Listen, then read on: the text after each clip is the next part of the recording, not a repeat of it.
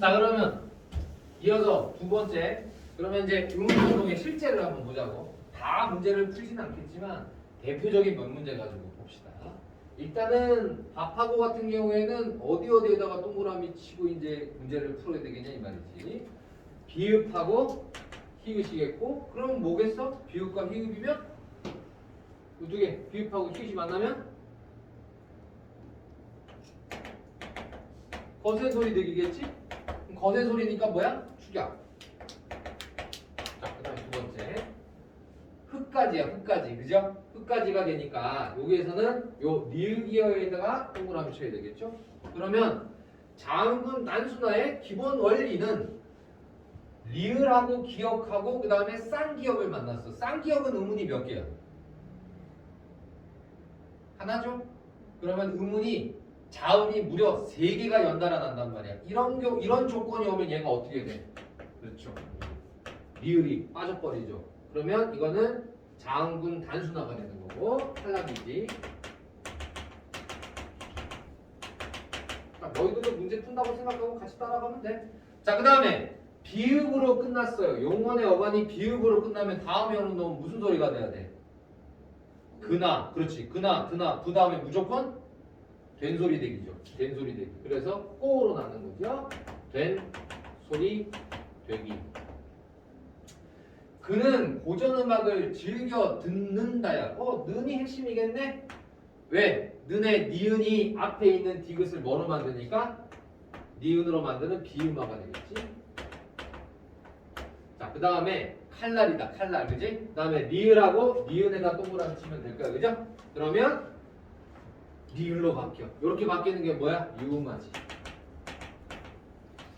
여기까지입니다. 그러면 밑에 있는 먹히다, 목걸이, 값사다, 닭똥, 불세다, 손님을, 맨입, 설날, 잡히다를 한번 해보는 거야. 거기 나오는 단어잖아. 문제가 요구하는 조건은 되게 간단해요. 이거 같은 경우에는 아주 일반적인 유형이지.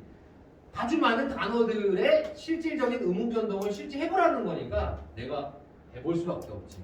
그리고 또 하나, 이런 문제들을 대비할 때 이거는 시간 잡아먹는 그런 시간 잡아먹는 용이에요. 이건 실수만 하지 않으면 간단하게 우리가 맞출 수 있는 거잖아. 그럼 이거 연습하는 방법.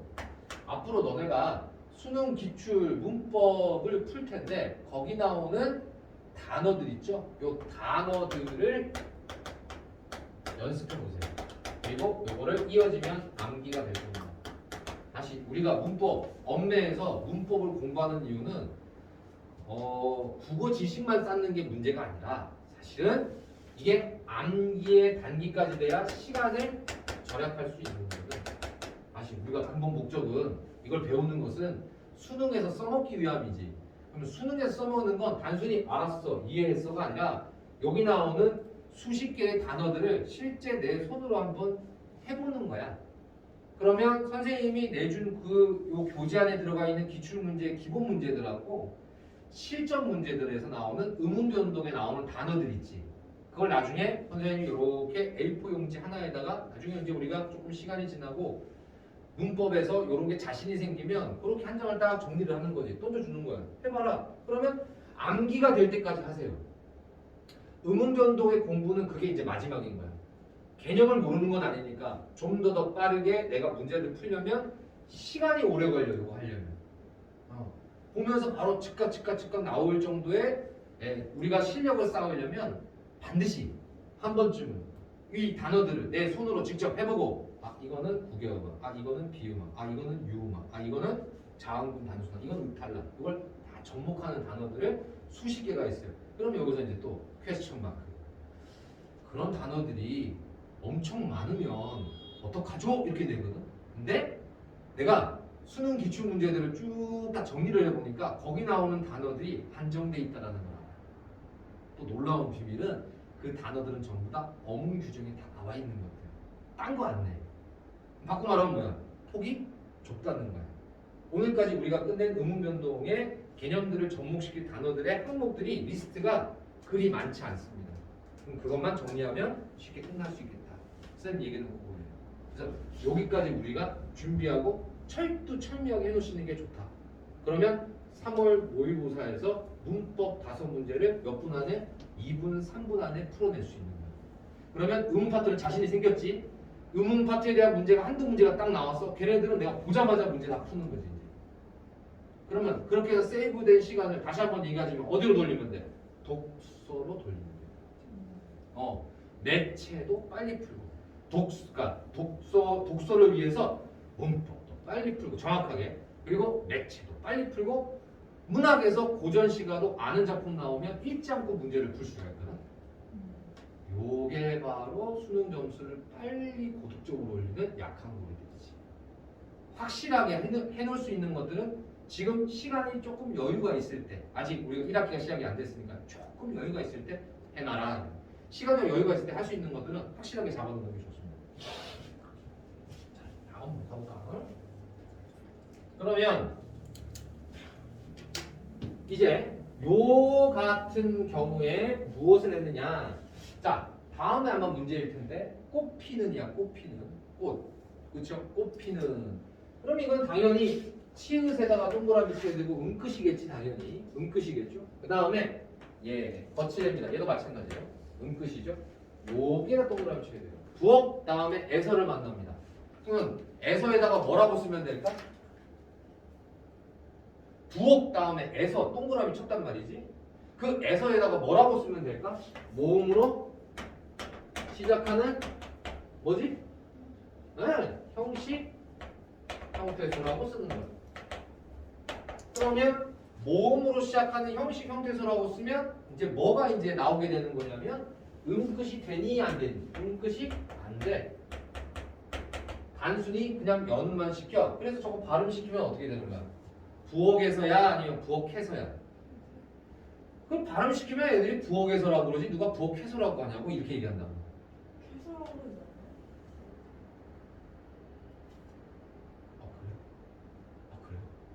않아요? 자, 부엌해서라고 아주 정확한 발음을 하는 거예요. 그대는 KBS 아나운서가 될 자격이 있는 거야. 맞지? 부엌해서.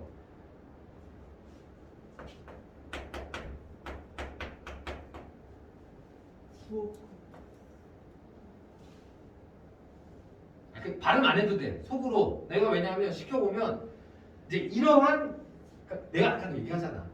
이걸 개념을 배우잖아. 개념을 배우면 생각이라는 걸 애들이 문법적인 고민을 해. 근데 그런 고민 없이 발음하라고 이거 어떻게 발음할까? 평상시에. 이거 부엌클이라고 할까? 부엌을이라고 할까? 그래. 그래서 배우는 거야. 여기 그게 개념인 거지. 여기 부엌클이라고 해야 돼. 부엌클. 너무 어렵잖아. 근데 누가 그렇게 부엌클이라고 그래? 지금 웃었죠, 그죠? 이거 어떻게, 그러니까 몇과 일이 맞나, 그죠? 우리가 몇 날 이거 있다고 쳐보자. 요거 알아요, 이거? 네. 여기에서 왔을까? 그러면 이제 재미난 일이 벌어져. 어떤 일이 벌어지는지 한번 우리가 살펴보자. 문법 개념을 총동원해보자고. 머리는 좀 아프겠지만 몇과 일이 만나죠. 근데 이가 돼 있죠. 일이라는 건 뜻이 있어요, 없어요? 일요일, 월요일 뜻이 있어, 없어? 있어요. 있죠. 그러면 뭐가 살포시 날아와서 앉아야 돼? 그러면은 얘가 뭐로 가야 돼? 음끝이 돼야 돼. 뒤에 니은이 있으니까 얘는 뭐가 돼야 돼?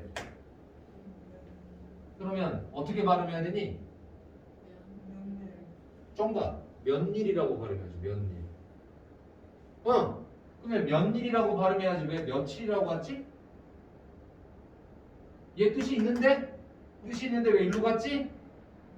그래서 얘는 이유를 알 수 없답니다. 정식 발음을 하면 어떻게 돼야 돼? 몇일. 그렇지. 몇일이 돼야 돼. 몇일이 돼야 돼. 몇 날이듯이. 맞아? 맞아? 인정? 인정이 된다면 며칠이라고 하는 건 여기에서 온 게 아니다라는 것을 알 수 있어요. 일단. 그게 문법이죠. 이것까지는 알 필요는 없는데 우리가 선생님이 보는 눈빛이 어떤 거냐면 그러니까 정식으로 발음하면 다 알 수 있는 거 아니냐 나의 것에 대한 반증일 뿐더러 요거 하나 가지고도 문제를 낼 수 있고요. 그러면 여기서 온 게 아니라는 거 확실히 알 수 있겠죠. 문법적으로 몇 일이라고 발음해야 되니까. 그 다음에 지금 먹고 있는 거 참 맛있다. 참 옛날에 그러니까 문법적으로 우리가 고민하게 돼. 그러니까 문법 수업을 제대로 들었냐 안 들었냐는 발음을 시켜보면 애들이 일단 고민을 해. 문법적 고민을 해. 그래서 방금 내가 먹는 건 음료수가 참 요렇게 발음한다고 애들이. 이거 잘된 발음일까 잘못된 발음일까? 바뀌지 않았어요? 잘 들어봐. 그러니까 하는 얘기지. 요렇게 발음이 일단 가는지 안 가는지 봅시다. 있다라고 하는 단어는 뜻이 있어요, 없어요? 있다라는 말은 뜻이 있는 거야, 없는 거야? 뜻이 있죠. 그런데 시작을 뭘로 했죠? 이로 했죠. 그럼 살포시 뭐가 날라와야 돼요? 네. 살포시 니은이 날라와야 되지. 시옷은 그럼 뭘로 바뀌어야 돼요? 뒤에 뜻이 있으니까 디귿으로 바뀌어야 되죠. 그럼 디귿으로 바뀐 건 다시 니은 첨가 때문에 뭐로 바뀌어야 돼요? 니은으로 바뀌어야 되죠. 네. 그럼 뭐가 돼야 돼요? 마? 짱구엄마가 맛있다지, 맛있다. 미안. 미안, 쏘리. 맛있다 아니면 맛있다가 되는데 이게 두 가지인데 니은치가 왜 안 되지?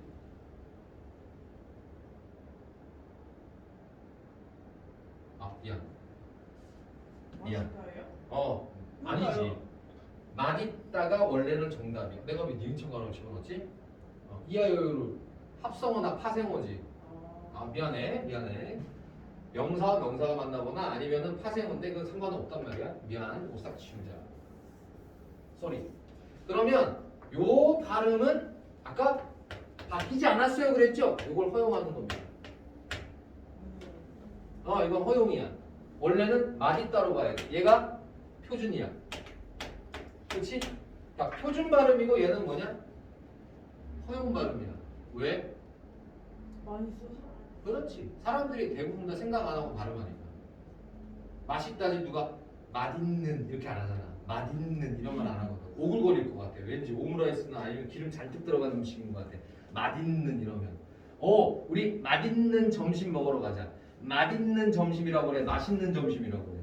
맛있는이라고 그래야 진짜 맛있는 것처럼 느껴지잖아. 맛있는이라고 하는 사람들은 국어 연구하는 사람들밖에 없겠지 또. 오케이.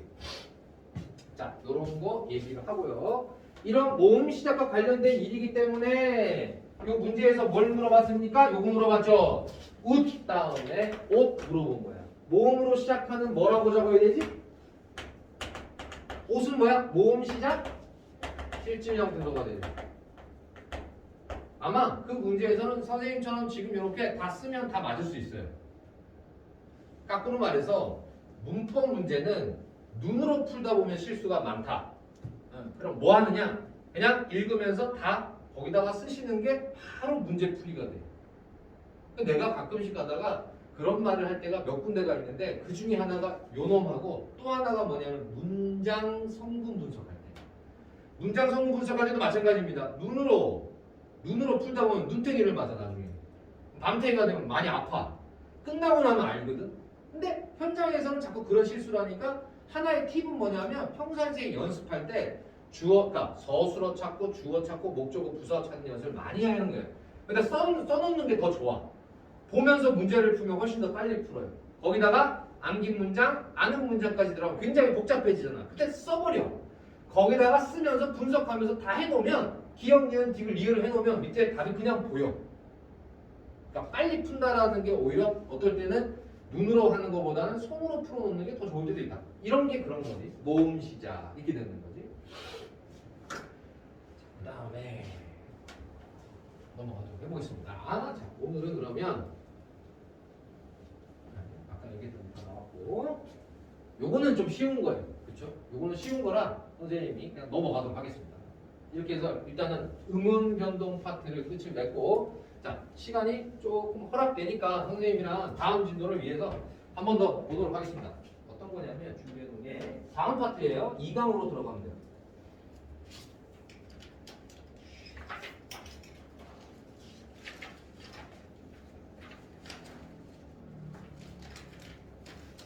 문제를 다 풀어보면 좋다.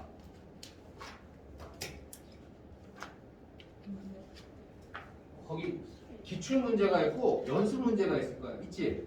교재는 기출 문제, 연습 문제로 구성되어 있으니까 기본적으로 다 푸시고 그 다음에 부족하다 그러면 오늘 나눠준 실전 문제를 꼭 풀어보시면 좋다.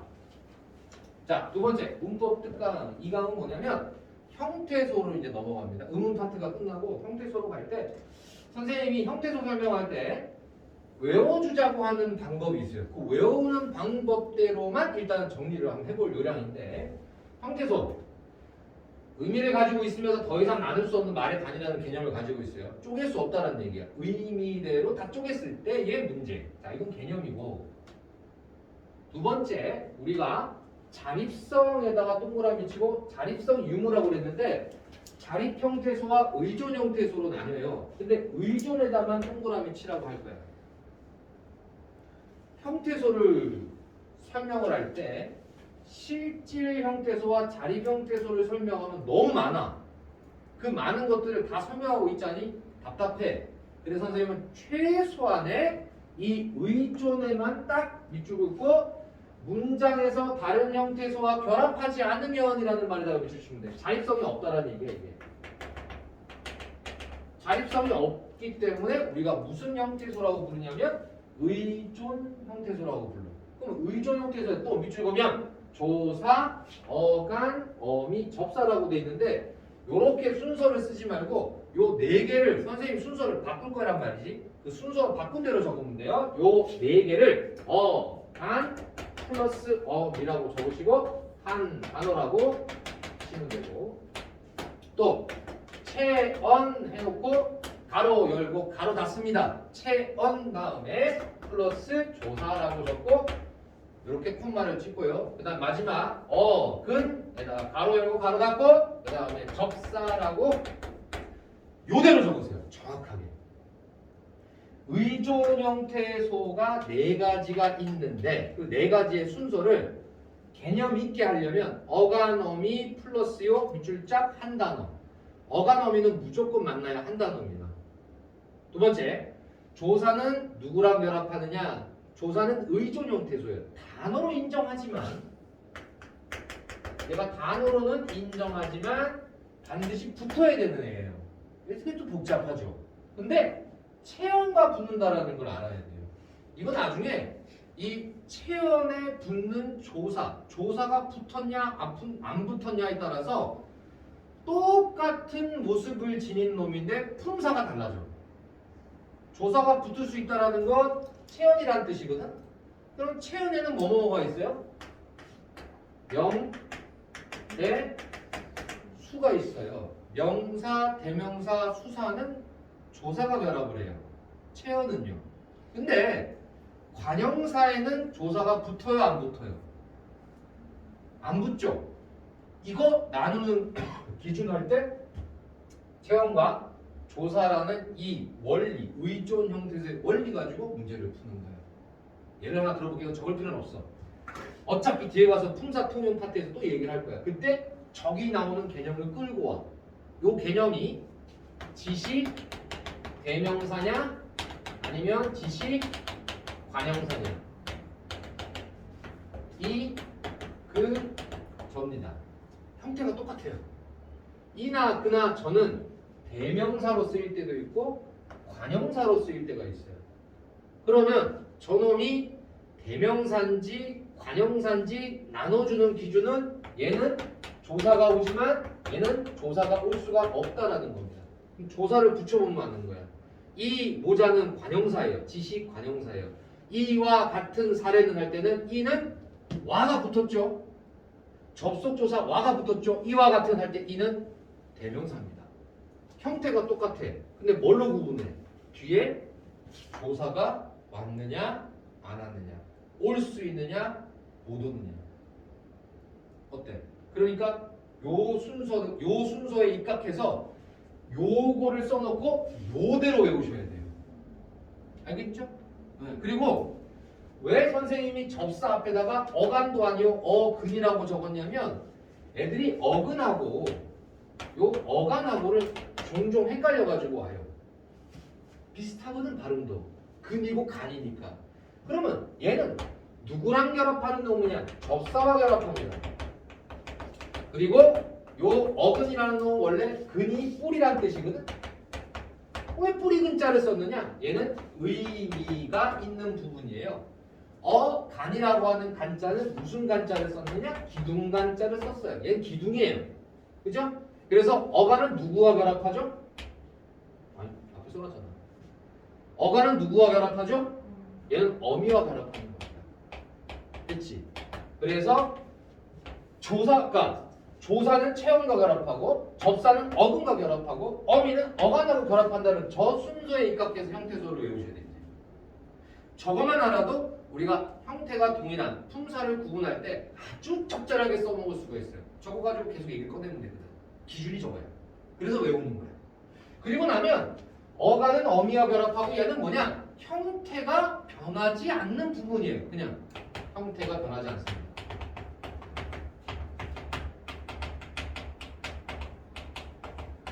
그렇다면 얘는 뭐냐? 형태 때문에 나온 얘기고 얘는 의미 때문에 나온 얘기야. 다시 말해서 어근은 뭐 때문에 나왔다? 어근은 의미 때문에 물어보는 거야. 그 다음에 어간은 뭐 때문에 물어보는 거야? 형태 때문에 물어보는 거야. 요 개념은 그래서 어간, 어미, 체원, 조사, 어근, 접사라고 외우라고 하는 거야. 알겠죠? 그러니까 요 순서대로 외워요. 개념에서는 얘기해주지 않아. 하지만 요 방법대로 외웠을 때 품사의 구분 문제가 나오면 요 원리 가지고 거의 대부분 다 맞출 수 있어. 딱딱딱딱 나누죠. 거꾸로 말하자면 품사 통용은 왜 되는 거냐면 요 개념을 적용할 수 있느냐 없느냐, 아느냐 모르느냐, 활용할 수 있느냐 없느냐, 접목할 수 있느냐 없느냐를 물어보고 싶어서 그래요. 그래서 얘가 중요한 거예요. 그냥 막 쓰지 말고 요 순서대로 다 적었죠?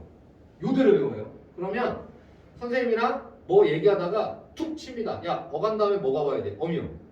야, 얘가 조사가 붙었네. 얘는 뭐야? 명대수요. 야, 이거 접사네? 그럼 얘는 뭐야? 어근이요. 요게 버무려져야 돼. 네, 요거는 그냥 내면화 시켜야 되는 문제라고 생각하면 돼요. 요거 그대로 가자. 그대로 가자. 다음 가볼까? 그러면 두 번째 형식, 실질과 형식이 있죠? 그럼 형식에다가 동그라미 쳐야 돼요. 형식에다가 동그라미 치고 형식은 뭐가 있느냐? 방금 우리가 어간, 어미, 그 다음에 조사, 접사를 썼잖아. 그 중에서 뭐만 빠지면 돼? 어간만 빠지면 돼요. 그래서 요 조사, 어미, 접사에다가 밑줄 긋고 거기에다가 어간을 제외합니다. 왜요? 어간은 어디에 들어가 있냐면 실질 형태소에 들어가 있으니까 어간만 빼면 됩니다. 어간은 실질 형태소니까. 실질 형태소니까. 그러면 어간 빼고 의존해서 어간 빼면 형식이야. 문법적인 기능만 가지고 있어. 실질적인 뜻이 없어. 조사나 어미, 접사는. 나머지들은 다 실질로 돌리시면 되는 겁니다. 그렇다면 간단하게는요. 이 어간을 제외한다. 어간에다가 우리가 포인트를 두면 돼. 요 놈이 바로 실질이면서 의존이잖아. 되게 독특한 놈이죠. 그래서 얘는 실질이면서 의존이다. 누구 때문에? 어미 때문에. 여기까지. 그렇죠? 그래서 문제를 출제할 때 이거는 아마 고등 문법에서 좀 1, 2학년 정도 많이 다뤘던 것 같아. 이거 가지고 문제를 많이 내거든.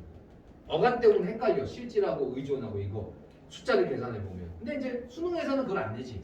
네.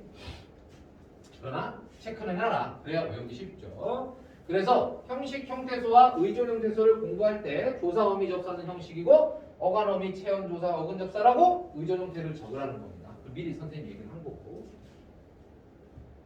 다음 어근과 어간을 구분하는 거 얘기도 했고요. 그 다음에 접사와 어근이 만날 때 어간이 된다라는 요것만 추가하면 됩니다. 요 얘기를 안 했대. 접사와 어근이 만나는 부분이 용언의 어간이 됩니다.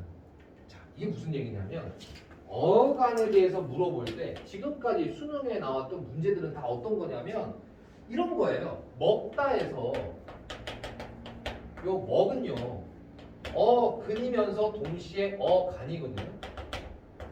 얘는 어근도 되고 어간도 돼요. 일치하죠.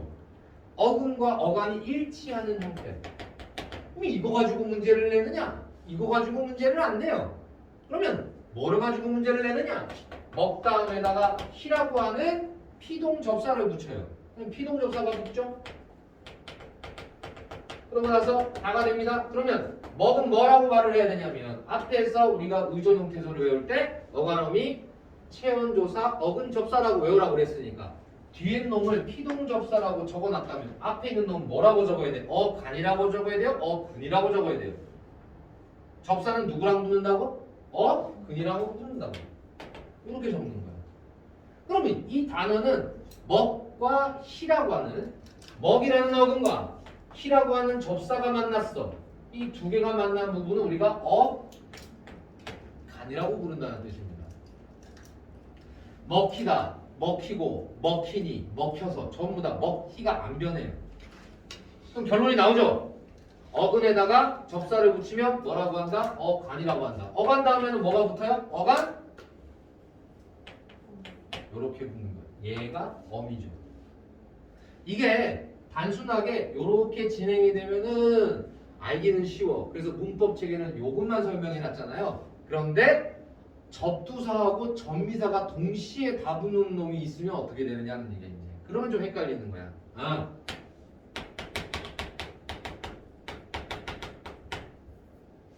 요거예요, 요거. 그래서 요게 수능에 나오는 거죠. 단어에다가 접두 전미까지 다 붙여. 그러면 앞에 있는 얘가 접두사가 맞아. 뒤에 있는 요놈은 사동접사야. 그러면 양쪽의 접사에 끼어있는 이놈은 뭐라고 대답을 해요?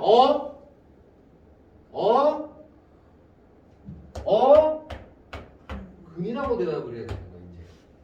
접사는 누구랑 붙어야 되니까? 근하고 붙어야 되니까. 그러면 얘는 어떤 구정이냐면 접사와 어근과 접사로 이루어져 있죠. 그럼 거기까지가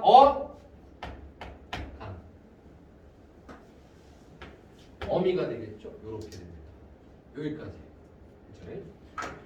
오늘 형태소의 가장 핵심은 의존 형태소 순서대로 외우는 방법. 어간어미, 어근접사, 체온조사. 요거 제일 중요하고 두 번째 근과 접사가 만나는 부분까지를 우리는 뭐라고 한다? 간이라고 하는 문제를 종종 잘 내요. 요거는 언제쯤 많이 나오냐면 3월이나 그 초반 모의고사에 많이 나와. 왜? 애들이 뭐부터 공부하니까? 요 부분부터 이제 싹 훑고 지나가니까 문장 파트보다는 요런 부분들, 의문변동, 그 다음에 형태소 문제 많이 나와. 요거대로만 외워주면 좋을 것 같아. 쌤이 봤을 때.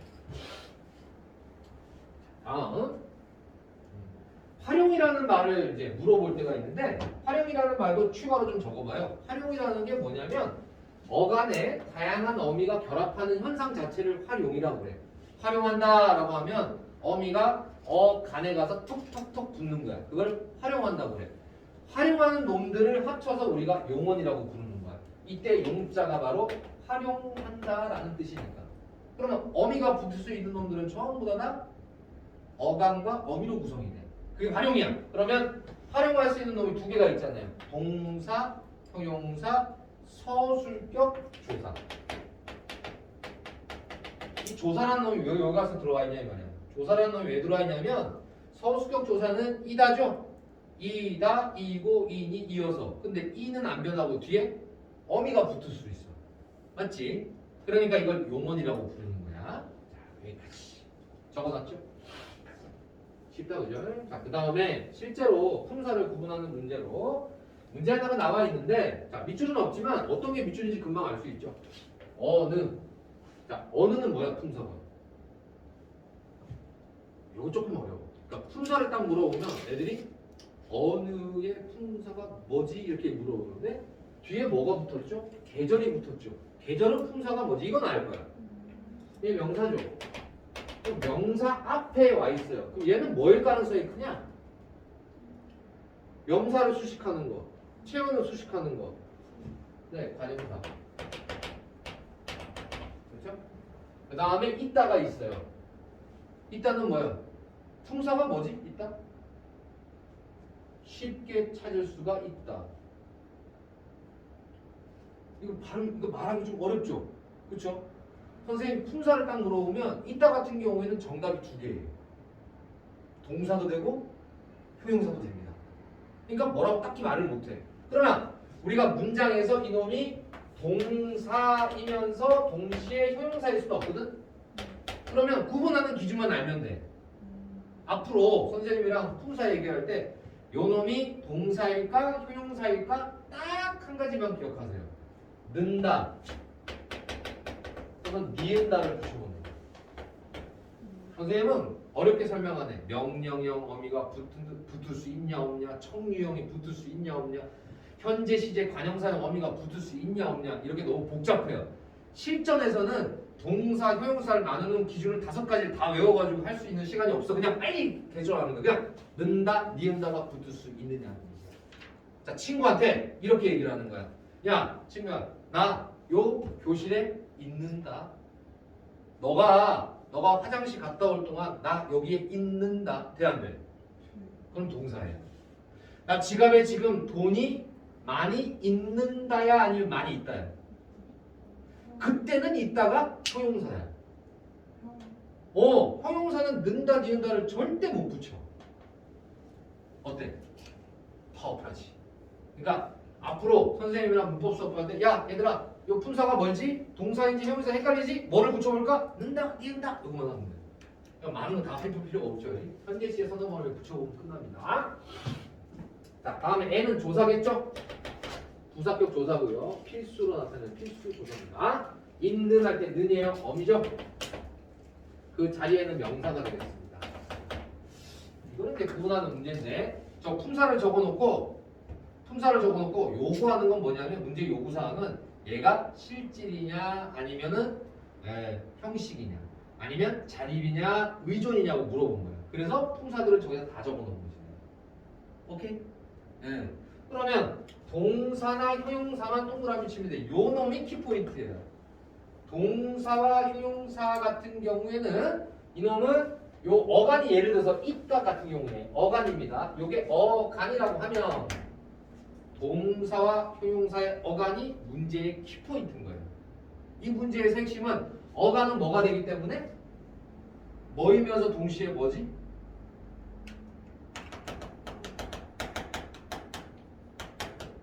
그래서 보통 형태소를 이런 식의 논리도에다 딱 그려놓고 실질입니까? 자립입니까? 이런 거를 딱 물어보면서 예 아니요 예 아니요라고 되게 복잡하게 됐잖아.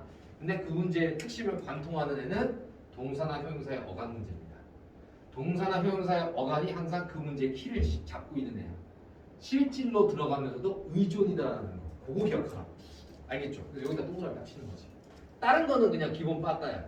다른 거는 뭐 이렇게 우리가 변별력을 가지지 못해. 그런데 아이들이 실질이면서 의존이 어간이라는 것만 기억을 해도 저렇게 박스에 딱 집어넣어가지고 실질입니까? 예, 아니요. 실질이면서 의존입니까? 예, 아니요. 이런 문제를 잘 내는 거야. 한 놈밖에 없으니까. 이 다양한 품사들 가운데서 실질이면서 의존형에서는 동사, 형용사 딱 한 놈이니까 어간에. 완전 이해? 그렇죠? 그러니까 그 놈이 키를 친다고 보면 돼. 그럼 걔만 찾아가지고 문제를 풀면 굉장히 빨리 풀어요. 일일이 하나씩 개조하는 것보다 제일 먼저 요 박스 안의 형태소 실질입니까? 아닙니까? 뭐 자립입니까? 아닙니까? 이런 거 내는 문제에서 빨리 찾는 것은 동사나 형용사의 어간이다. 여기까지 됐죠? 자, 그럼 문제 키 포인트를 짚어주고 그 다음에 요게 이제 어간의 특이성에 대한 얘기고 실질이면서 의존이다 요 얘기 한 거죠. 다음 이제 단어로 넘어가는데 요거 이제 설명하고 넘어갈게요. 어근과 어간에 대한 내용은 앞에서 얘기했어요. 일치한다, 일치하지 않는다. 요까지 얘기한 거는 그러니까 스르륵 넘어가면 돼. 앞에서 이미 다뤘으니까 넘어가도 되는 개념. 이미 우리가 알고 있어서. 그러면 이제 이런 문제가 이제 기출 문제였어요. 요거 좀 꽤 된 기출 문제긴 한데 이 문제가 나왔어. 치솟다에서 솟다의 솥이 어근이래. 그렇겠죠? 네. 얘는 어근과 어간의 형태가 일치하는 애야. 솥. 그 다음에 치솟다 할 때 앞에 치자가 붙으니까 얘는 파생어라고 불러. 왜? 치가 뭐기 때문에 이게 접사니까. 그런데 어간은 뭐의 공식이 있었냐면 접사에다가 뭐를 더하면 어근을 더하면 그게 곧 어간이 된다라는 법칙이죠. 그렇죠? 어근에 접사를 더하면 어간이 된다라는 거야. 그거 얘기하는 거고. 그 다음에 샘솟다 문제를 낼 때 여기에 합성이라는 말을 썼거든. 그치? 이 합성어에다가 항상 뭐를 생각하면 되냐면 통사냐 비통사냐 쓰세요. 통사냐 비통사냐의 문제로 잘 나오는 게 방금 이런 유형이야 이제. 그러면 통사는 뭐고 비통사는 뭐냐 이런지 얘기를 우리가 조금만 해보고 넘어가도록 하죠. 왜냐면 어차피 합성어를 배우고 파생어를 배우면 합성어는 통사와 비통사를 구분하는 게 일단 관건이거든. 그러면 샘솟다 같은 경우에 이렇게 됩니다. 샘이 솟다예요. 샘물이 솟는 거지. 샘이 솟다야. 그러면 이는 여기서 뭡니까? 주격조사예요. 주격조사가 어떻게 된 거야? 생략된 형태죠. 자, 똑같이 생략인데 오가다가 있어. 그럼 얘 같은 경우에는 가운데 뭐가 생략됐니? 오고 가다가 생략이 됐죠? 이번에는 뭐가 생략됐습니까? 어미, 특히 연결어미가 생략됩니다. 핵심만 짚는 거예요. 어차피 다음 파트에서 오늘은 여기까지 할 텐데 요 파트 다음에 설명을 하겠지만 생략인데 조사가 생략될 때와 어미가 생략될 때 결이 달라. 조사는 단어로 인정한다고 했죠? 그러니까 단어로 인정되는 조사는 생략해도 무방해요. 그러면 얘는 뭐가 됩니까? 같은 생략이어도 얘는 통사적 합성어예요. 통사적 합성이라고 불러. 그런데 연결어미가 생략되는 요놈은 우리가 비통사적 합성어라고 합니다. 어차피 다음에 한다고 그랬어요. 근데 이 비통사란 말이 붙는 이유가 왜 선생님이 이제 급하게 끄집어낸 거냐면 끝날 마당에 이 얘기가 방금 앞에서 나온 거 가지고 설명을 해야 되는 건데 앞에 나온 게 뭔지 한번 잘 생각해봐. 반드시 결합해야만 한 단어로 되는 놈들이 있었지. 누구하고 누구? 자, 다시 의존 형태에서 몇 개죠? 4개죠. 어떻게 외우라고 그랬죠? 시작? 보고 대답해도 돼. 자, 의존 형태에서 어떻게 외우라고 그랬지? 어간, 어미결합, 한 단어. 체언, 조사결합. 어근, 접사결합이라고 외우라고 그랬지. 그러면 어간은 반드시 누가 필요해? 어미가 필요해. 그러면 얘는 지금 어떤 구성이 되는 거냐면 오다라는 어간에 보라는 어미에 가라는 어간에 가라는 어미야. 근데 얘를 빼버리면 어간하고 누가 붙어버렸어? 어간과 어간이 붙어버려. 어간 다음에 반드시 와야 될 어미를 빼먹었죠. 빼먹으니까 B라고만 붙이는 거야. B라는 말을 왜 붙여? 어간에 반드시 와야 될 어미를 빼버렸으니까. 그러면 B야. 하지만 조사가 생략되는 건 B가 아니야. 오케이? 여기까지. 자, 앞에 나온 내용을 이런 식으로 써먹는 거예요. 통사, 비통사를 나누는 기준은 의존 형태에서의 답이 있었던 거야. 그 의존 형태에서 개념을 그래서 끊임없이 선생님이 계속 물어보고 앞으로도 품사에 대한 얘기를 하거나 형태소에 대한 얘기를 할 때 의존 형태소, 그 패러다임으로 그 알고리즘으로 꼭 이해를 해줘야 돼. 요거죠. 마무리하고 넘어갈게요. 마무리가 이겁니다. 그래서 형식 형태소와 의존 형태소는 요렇게 써놓고 요 순서대로 그대로 외우셔야 돼요. 그러면 형태소나 품사를 묻는 그 중간 단계죠. 우리가 다음 시간에 해야 될 때, 다음 주에 해야 될 게 그건데 그게 너무너무 쉬워져. 너무너무 쉬워지니까 반드시 그대로 요 순서대로 꼭 좀 외워라. 지금은 어색해요. 어색한데 그것을 외워야 될 이유가 있어서 그렇습니다. 첨언을 하자면 마지막에 첨언을 하자면 형태소 이렇게 외워도 좋고요. 아주 쉽게 풀리고 두 번째 우리가 문장 성분 분석할 때도 선생님이 하자는 방식이 있어요. 그건 선생님 노하우지. 그 문장 성분 방식으로 이렇게 분석해. 요 순서대로 가봐봐. 그러면 진짜 문장 성분 분석이 쉬워져요. 노하우죠. 보고. 그러니까 오늘 요 시간 아마 다음 주까지는 아마 형태소를 진행을 하면 끝날 수도 있어요. 문제 푸는 게 좀 오래 걸렸을 수도 있고. 그 다음 주죠 이제. 그러니까 한 2, 3주 내에 선생님 문장 성분까지 끝내줄게요. 개념입니다. 그렇죠? 요걸 빨리 끝내놓으면은 우리가 문제를 풀 때 일단 그 다음에 나오는 담화 파트 문제, 중세국어 파트 문제는 오래 걸리진 않습니다.